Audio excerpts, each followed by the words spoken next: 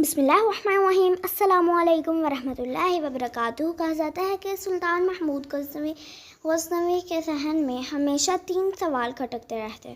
پہلا سوال یہ کہ میں واقعی سبکتگین کا بیٹا ہوں کہ نہیں،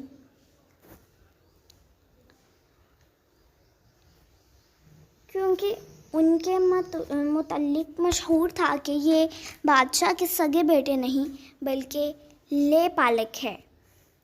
دوسرا یہ کہ علماء واقعی انبیاء کے وارث ہیں۔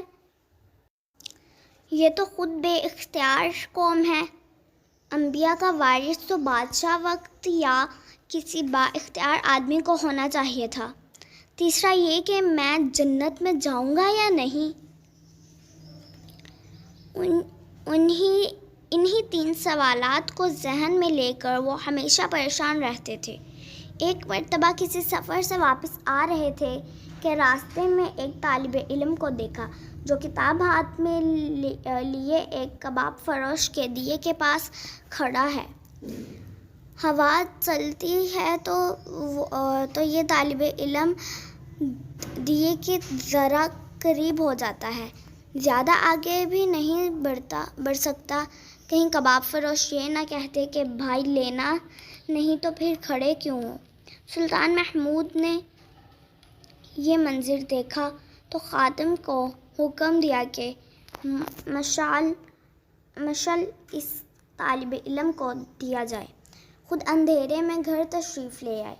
اسی رات خواب میں آپ صلی اللہ علیہ وآلہ وسلم کی زیارت ہوئی۔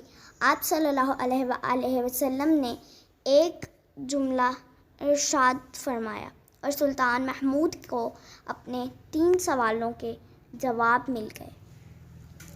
اے سبکتگین کے بیٹے، تیرے جنت میں جانے کے لیے اتنا ہی کافی ہے کہ تو نے اس انبیاء کے وارث کو چراغ دیا۔